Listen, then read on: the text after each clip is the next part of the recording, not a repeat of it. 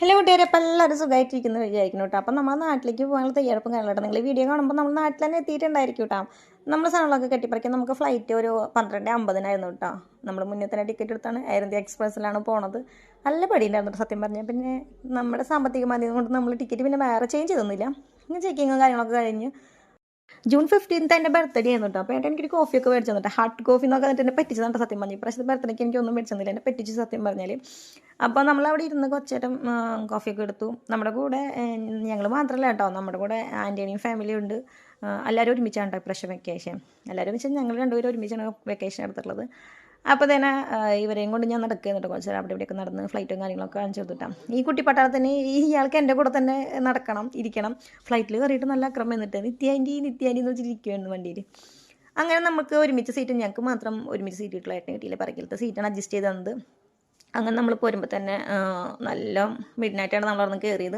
പകുതി ആയപ്പോൾ തന്നെ നമുക്ക് സൺറൈസ് കാണാൻ പറ്റിയിട്ടാണ്. സൺറൈസ് ഇങ്ങനെ നല്ല എന്താ പറയുക, റെഡിഷ് ആയിട്ട് ഇങ്ങനെ കുറേശ്ശെ കണ്ടു വരുമ്പോൾ നല്ല രസമായിരുന്നു കേട്ടോ വ്യൂ ഒക്കെ കാണാൻ വേണ്ടിയിട്ട്.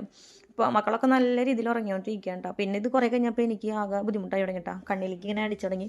ഒരു വിൻഡോ എൻ്റെ സൈഡിലാണെന്നുണ്ടെങ്കിൽ അത് ക്ലോസ് ചെയ്യായിരുന്നു. പക്ഷേ ഒരു വിൻഡോ അപ്പുറത്തെ സീറ്റിലും എൻ്റെ സീറ്റിലായിട്ട് ഇങ്ങനെ മിഡിൽ പകുതിയിൽ നിൽക്കണം, അത് അടയ്ക്കാനും പറ്റാത്തൊരു സ്ഥിതിയായിരുന്നു. വെളിച്ചം കണ്ണിലും ഇങ്ങനെ വരികയായിരുന്നു കേട്ടോ. അങ്ങനെ മക്കളെ ഞാൻ സേഫ് ആക്കിയത്, രണ്ടാളേനെ ഇങ്ങനെ സേഫ് ആക്കി പിടിച്ചിട്ട് കേട്ടോ. ഒരാൾ അപ്പുറത്തോ ഒരാൾ ഇപ്പുറത്തായിട്ട് ഞാൻ മിഡിലിരുന്നു കേട്ടോ. രണ്ടുപേർക്കും കെടുക്കാനുള്ള സൗകര്യത്തിന്. അമ്പാടി നല്ല സുഖത്തിൽ തന്നെ ഉറങ്ങിയിട്ടാ. ആർക്കും ക്ഷീണം ഉണ്ടായിരുന്നില്ല, അമ്പാടിക്കും വലിയ ക്ഷീണം ഉണ്ടായിരുന്നില്ല. അമ്പാടി നല്ലപോലെ ഉറങ്ങിയിട്ട്. അമ്പാടിക്ക് ഉറക്കം മുക്കിയാണ്. അങ്ങനെ കണ്ണിലേക്ക് വെയിൽച്ചടിച്ചിട്ട് ഞാൻ ആകെ ബുദ്ധിമുട്ടായിട്ട് ഇരുന്നിട്ട് സിനിമയും കാണാൻ പറ്റുന്നില്ല കേട്ടോ.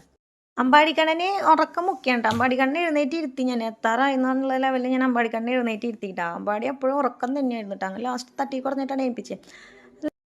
ലഗേജും കാര്യങ്ങളൊക്കെ നമുക്ക് വേഗം തന്നെ കിട്ടിയിട്ടില്ല, ലേറ്റ് ആവേണ്ടി ഒന്നുമില്ല. പിന്നെ നമ്മൾ പർച്ചേസ് ചെയ്ത് നിന്നിട്ടോ കുറച്ച്, നമ്മൾ എന്തായാലും നടിക്കാറില്ലേ, അങ്ങനെ കുറച്ച് കുപ്പി കാര്യങ്ങളൊക്കെ എടുത്തു. പിന്നെ നമുക്ക് ചോക്ലേറ്റ് എടുക്കാണ്ടായിരുന്നു, ചോക്ലേറ്റ് ഒക്കെ എടുത്തിട്ടാ.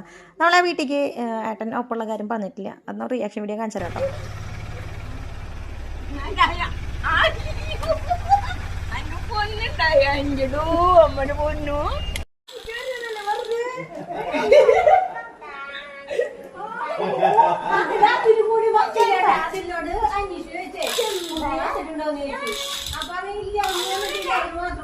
നമ്മളെ ആരെന്തെങ്കിലും ഒന്നാലും സേഫ് ആയിട്ട് എത്തിയിട്ട്. അപ്പോൾ അതാണ് നമ്മുടെ വിശേഷങ്ങൾ. Thank you.